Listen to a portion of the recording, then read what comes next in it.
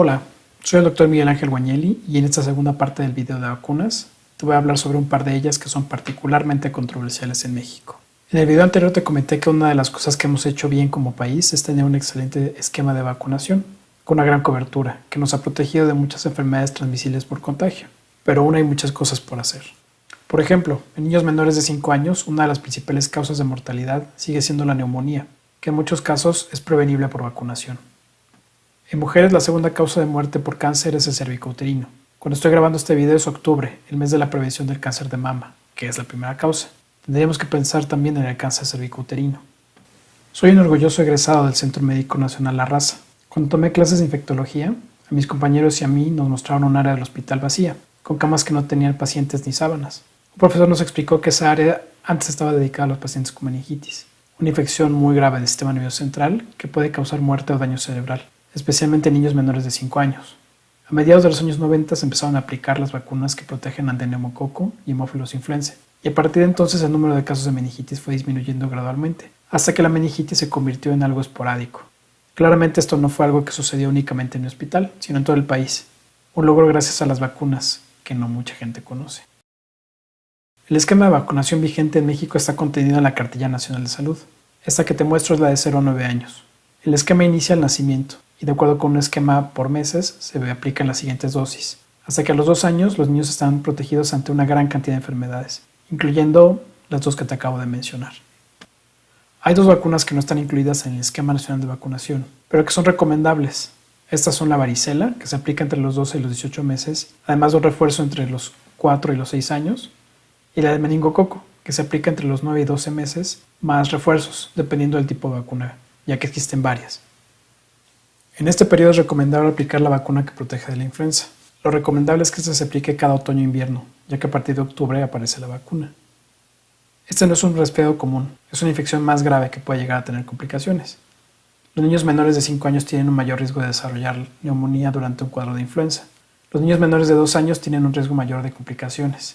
Además, en todas las edades hay un riesgo agregado si hay algún tipo de enfermedad subyacente. Como puedes ver, esta vacuna no protege de un resfriado, sino de formas graves de infecciones de vías aéreas.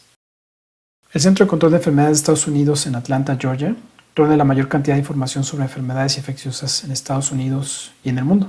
Ahí se realizan análisis sobre las muertes de niños causadas por influenza cada temporada. En esta gráfica, de 2015 a la fecha, se observa que el año pasado, en la temporada 2017-2018, hubo 182 muertes relacionadas con influenza. En el momento en el que grabo este video, octubre de 2018, la temporada ya inició y ya se reportó la primera muerte por influenza. Seguramente habrá más si sigue el patrón de los años anteriores. Durante muchos años, la epidemia de 2009 inclusive, se consideró que un medicamento llamado Tamiflu, cuyo principio activo se llama oseltamivir, era un tratamiento efectivo para la influenza. A partir de agosto de 2017, la Organización Mundial de la Salud, la OMS, lo retiró de su listado de medicamentos imprescindibles, tras publicarse estudios que analizaron el seguimiento de un número importante de personas a lo largo de diferentes temporadas de influenza, y se determinó que solo acorta el tiempo de los síntomas, pero no previene complicaciones como la neumonía. Una de las principales razones por las cuales mucha gente no se aplica la vacuna es por la presencia de efectos adversos, y aquí me detengo porque es importante hablar brevemente sobre el riesgo. Muchas de las actividades que realizamos día tras día tienen un riesgo implícito. Cruzar la calle, usar el coche, tomar un medicamento, todo ello es potencialmente riesgoso. Evaluamos los riesgos de una forma poco consciente, es decir, casi en automático, calculo qué me conviene más y qué significa menos riesgo para mí. Al hablar de la vacuna de la influenza, se presentan síntomas parecidos a un resfriado, en 5 a 10% de los adultos en los que se aplica, y estos porcentajes incluso son menores en niños. En cambio, como ya te mostré, el riesgo de complicaciones en menores de 5 años es alto. Existen efectos adversos graves, especialmente inflamación de articulaciones y artritis aséptica debido a la aplicación de la vacuna, pero se presenta 1 por cada 1.000.000 a 2 millones de dosis aplicadas. Poniendo los riesgos en la balanza, ponerse la vacuna es una actividad que se considera segura para proteger a los niños de complicaciones graves como la neumonía. A partir de los 10 años también es necesario aplicar vacunas. La mayor parte de ellas son refuerzos, salvo por la vacuna del virus del papiloma humano, que se empieza a aplicar a partir de la pubertad. ¿Por qué existe esta vacuna? Sencillamente porque el virus de papiloma o VPH causa cáncer de muchos tipos, incluso verrugas genitales. No todos los tipos de papiloma son prevenibles por vacunación, pero sí aquellos que con más frecuencia causan cáncer. Insisto, esta vacuna es capaz de prevenir el cáncer y lo hace con gran efectividad. Desde 2007, en que se empezó a aplicar, numerosas entidades regulatorias en todo el mundo han estado vigilando la seguridad de la vacuna del VPH.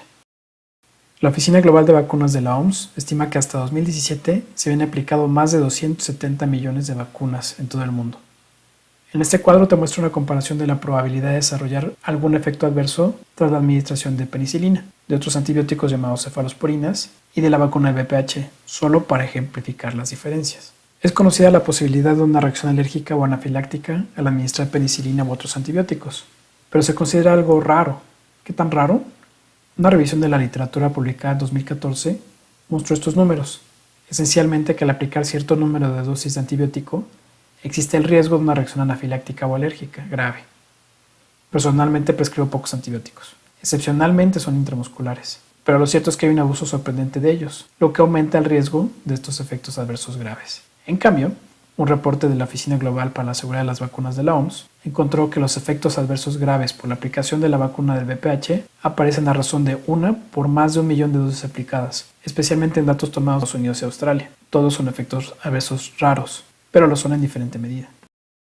Australia es precisamente el mejor ejemplo que te puedo dar para mostrar los grandes beneficios de esta vacuna. Desde 2007, este país estableció un programa de vacunación universal, inicialmente para adolescentes niñas y posteriormente para adolescentes hombres. Decidieron adoptar como política de Estado que la vacunación fuera obligatoria, no solamente para esta vacuna, sino para todas. Aquí te muestro un artículo publicado hace muy poco. En él se hace un análisis de lo que ha pasado con el cáncer cérvico-uterino desde 2007 y lo que puede pasar en Australia en los siguientes años. En 2015 había 8 casos por cada 100.000 mujeres, y este número tiende a disminuir.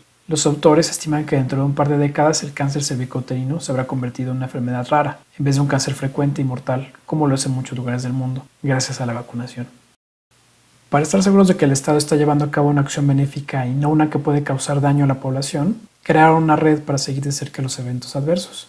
Por ejemplo, el segmento de niñas y mujeres jóvenes de 15 a 24 años lo constituyen casi 1,5 millones de chicas, de las cuales más del 91% están vacunadas contra VPH. En este grupo de edad, entre 2007 y 2016, dentro del sistema de vigilancia se reportaron diversos efectos adversos relacionados con la aplicación de la vacuna. Destacan que hubo 22 casos de eventos neurológicos, solo uno de ellos grave, y ninguna muerte relacionada con esta vacuna, un evento adverso en casi 1,5 millones de aplicaciones. En México, el cáncer cervicouterino es la segunda causa de muerte por cáncer en mujeres, según datos de la Secretaría de Salud. Eso significa que poco más de 20,000 mujeres se diagnostican cada año en el país, alrededor de 35 casos por cada 100,000 mujeres. Esto es el triple que lo que pasaba en Australia en 2007 cuando se estableció la vacunación. Cifras de 2013 muestran que más de 5.400 de ellas mueren.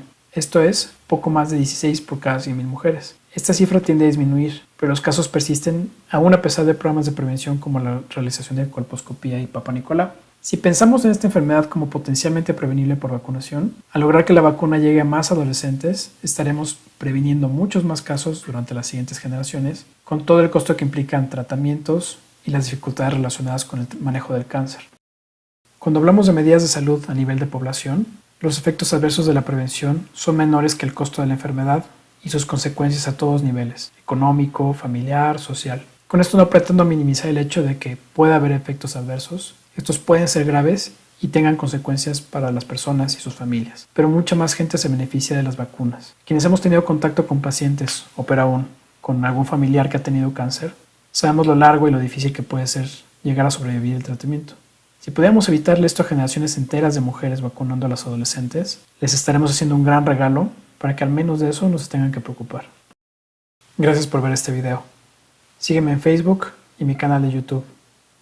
Te espero en la siguiente ocasión.